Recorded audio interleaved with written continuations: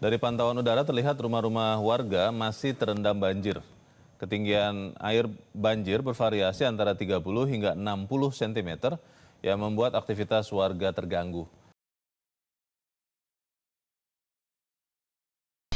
Assalamualaikum warahmatullahi wabarakatuh. Selamat siang Bapak Ibu dan saudara sekalian. Perkenalkan, saya Perawat Desti Aulia Kusumaning Tias. Pada kesempatan ini saya akan memberikan penyuluhan kesehatan tentang penyakit yang sering muncul saat bencana banjir dan cara pencegahannya.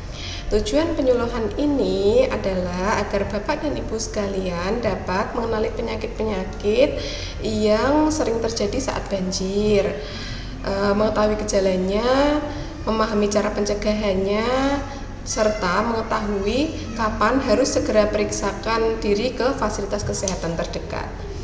Penyuluhan ini akan berlangsung kurang lebih selama 15 menit dan saya berharap Bapak dan Ibu sekalian dapat mengikuti kegiatan ini sampai selesai, dan apabila ada pertanyaan silahkan nanti disampaikan di akhir sesi diskusi nih. Baik, kita mulai saja. Untuk Bapak dan Ibu yang saya hormati, saat terjadi banjir, banyak sumber air menjadi tercemar oleh lumpur, sampah, maupun kotoran hewan. Selain itu, lingkungan menjadi lembab dan banyak genangan air yang menjadi tempat berkembangnya nyamuk. Nah, kondisi tersebut dapat menyebabkan munculnya berbagai penyakit. Untuk penyakit pertama yaitu diare. Diare biasanya terjadi di saat Bapak dan Ibu sekalian mengkonsumsi makanan atau minuman yang telah tercemar oleh kuman. Gejalanya sendiri antara lain buang air besar cair lebih dari 3 kali sehari, mual, muntah, sakit perut, dan jika tidak segera ditangani dapat menyebabkan dehidrasi. Untuk cara pencegahan diare dapat dengan selalu mencuci tangan menggunakan sabun sebelum makan dan setelah buang air. Minum air yang sudah dimasak hingga mendidih, serta mengkonsumsi makanan yang bersih dan matang. Penyakit kedua yaitu leptospirosis. Leptospirosis merupakan penyakit yang disebabkan oleh bakteri yang berasal dari urin tikus dan mencemari air banjir. Penyakit ini dapat masuk ke dalam tubuh manusia melalui luka pada kulit. Gejalanya meliputi demam tinggi, nyeri otot terutama pada betis, sakit kepala, mata merah, dan pada kondisi berat dapat menyebabkan kulit dan mata menguning. Untuk pencegahannya, gunakan sepatu boot atau alas kaki saat berada di air banjir. Tutup luka dengan perban yang kedap air dan segera berobat apabila mengalami demam setelah kontak dengan air banjir. Untuk penyakit ketiga yaitu penyakit kulit seperti gatal-gatal, infeksi jamur, atau dermatitis.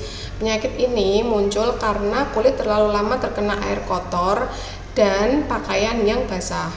Cara pencegahannya adalah segera mandi menggunakan air yang bersih setelah terkena air banjir, mengganti pakaian yang basah dengan pakaian yang kering, serta menjaga kebersihan tubuh setiap hari.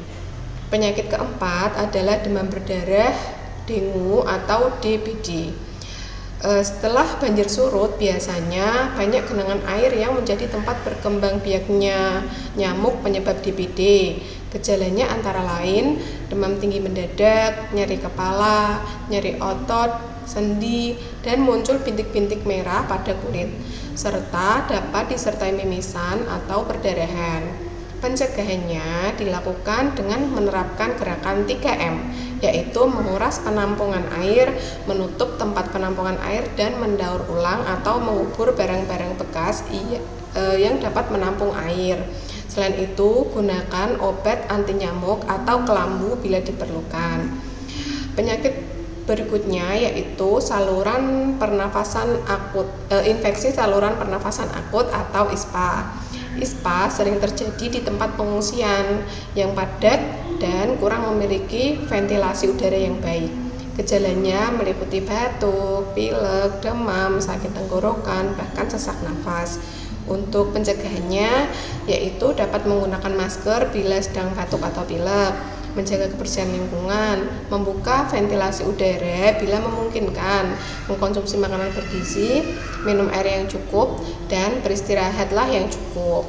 Nah, Bapak Ibu, secara umum ada beberapa langkah sederhana yang dapat kita lakukan untuk mencegah berbagai penyakit tersebut saat banjir, yaitu selalu mencuci tangan dengan sabun, mengkonsumsi air yang bersih dan matang, mengkonsumsi makanan yang bersih dan matang, menjaga kebersihan lingkungan dan tempat tinggal, menggunakan alat pelindung diri seperti sepatu boot dan sarung tangan saat membersihkan sisa-sisa banjir, membersihkan genangan air agar nyamuk tidak berkembang biak, segera memeriksakan diri ke puskesmas atau rumah sakit apabila mengalami demam tinggi, diare yang tidak berhenti, sesak nafas, atau gejala yang mengkhawatirkan. Nah, demikian materi yang dapat disampaikan ya Bapak Ibu. Bapak Ibu yang saya hormati, untuk penutup saya ingin menyampaikan bahwa banjir tidak menyebabkan kerusakan lingkungan, tetapi meningkatkan resiko beberapa penyakit.